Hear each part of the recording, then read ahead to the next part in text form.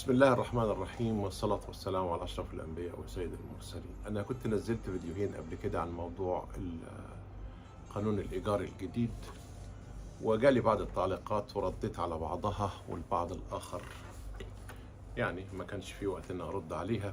بس في تعليق أنا حابب أرد عليه دلوقتي. هو بيقول لي: أنت مالك بتتدخل في الموضوع ليه؟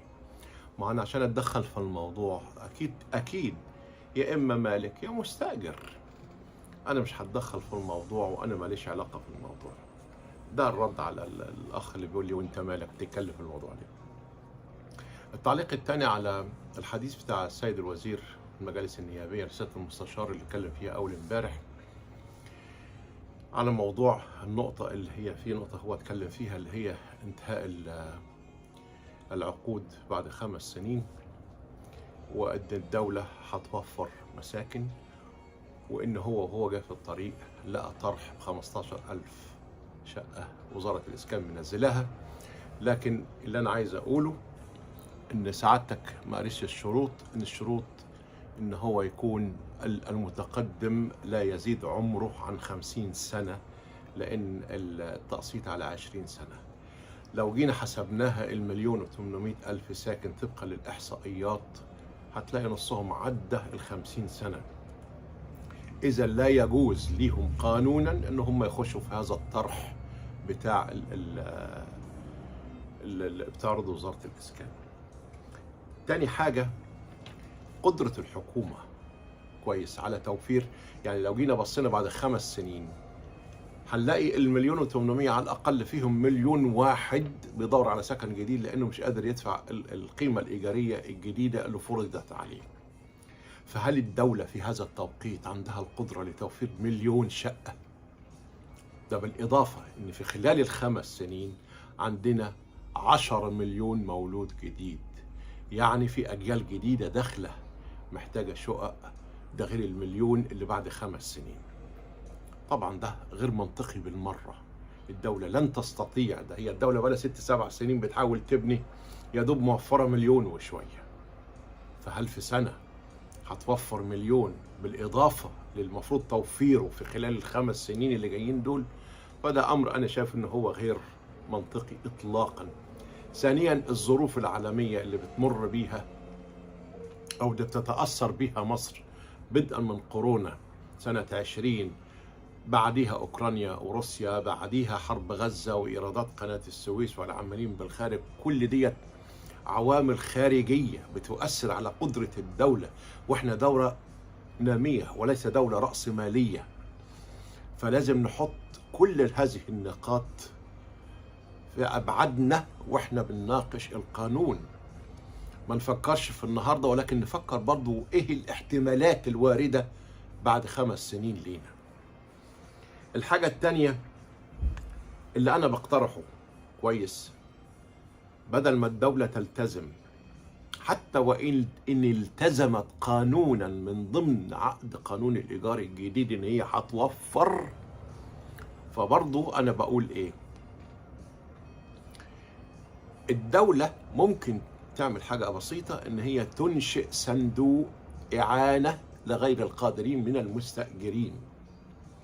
هذا الصندوق مش هيدفع الأجرة، ولكن يدعم عدم القادر بجزء من الأجرة. أنا أشوف ده إن هو هيكون أصلح وأوقع من إن نقول إن الدولة هتوفر مساكن بديلة. ساعد، اعمل صندوق إعانة. هذا الصندوق بيقدر إن هو يسد الجزء الغير محتمل للمستأجر إن هو يدفعه للمالك. الحاجة التانية، يعني محافظ اسكندرية بيقول لك في 250 ولا 25,000 وحدة سكنية قايلة للسقوط في المحافظة، ناهيك القاهرة، ناهيك القليوبية، ناهيك الجيزة. طيب ما أولى للدولة إن هي توفر سكن للناس اللي بيوتها قايلة للسقوط، بدل ما استنى 5 سنين لإنهاء العقد الإيجاري. لا، وفر النهاردة للبيوت اللي قايلة للسقوط، وفر لهم شقق، وخلي المالك ياخد بيته القايل للسقوط كويس، يستثمروا من جديد. إن كانت العمارة 4 شقق ولا خلافه، ممكن يبنيها عمارة جديدة ب7 8 شقق، يبقى كده هيبقى عندنا توسعة أكتر ووفرة في الشقق. كويس.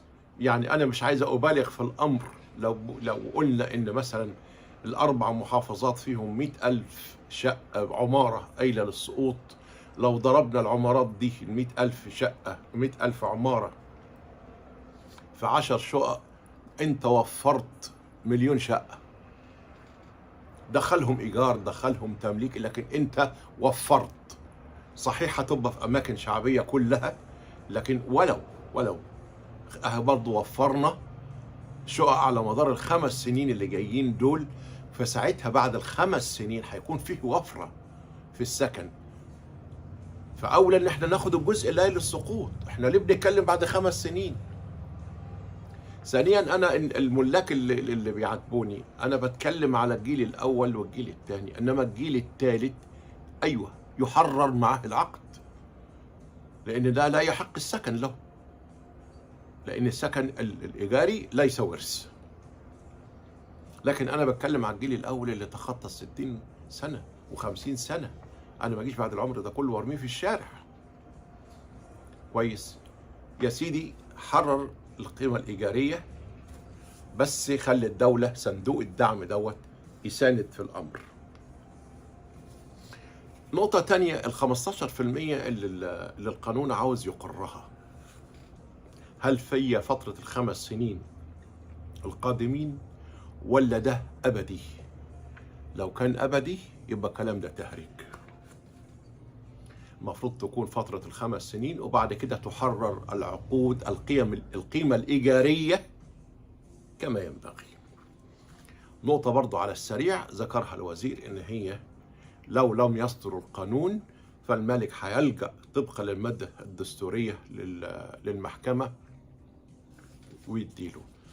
هنفترض إن هو لجأ للمحكمة، هيبقى عندك مش أقل من 1,000,000 قضية بتنظر في المحاكم على تعديل القيمة الإيجارية. هل المحاكم عندها استيعاب وقدرة إن هي تناقش 1,000,000 قضية في شهر ولا 2؟ بل هنقعد سنة وسنتين لما كل واحد يجيله دوره. وبعدين تقول لي القاضي هيحكم ب20,000 بالمثل. 20,000 بالمثل ليه؟ هو احنا بنأجر في نيويورك؟ ده أنا في كاليفورنيا ما عندناش ال20,000 اللي بتتكلم فيها ديت. فلازم الإيجارات تكون واقعية. واحد في السيدة زينب بيدفع 4 جنيه، هروح المحكمة يقول له خد هتدفع 20,000؟ برضه خلي كلام منطقيا. النقطة الأخيرة اللي عايز أتكلم فيها، إذا كنا بنحرر القيمة الإيجارية فلا بد يكون في شرط في القانون بيلزم المالك بأعمال الصيانة علشان نحافظ على المباني. أكيد المجاري محتاجة إصلاحات، مواسير المية محتاجة إصلاحات.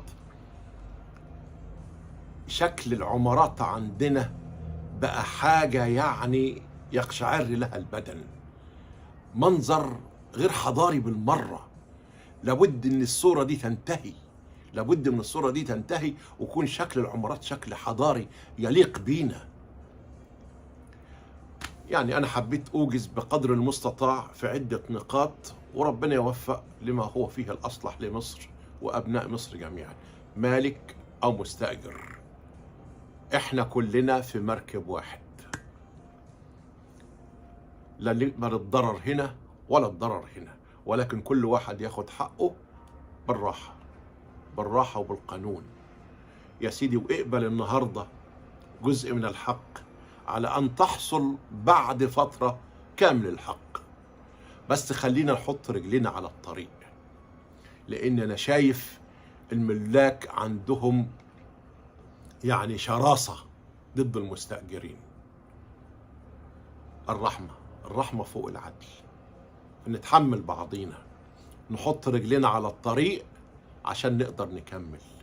واللي مش هتاخده النهاردة تأكد هتاخده بكرة، بس نبتدي. السلام عليكم ورحمة الله وبركاته.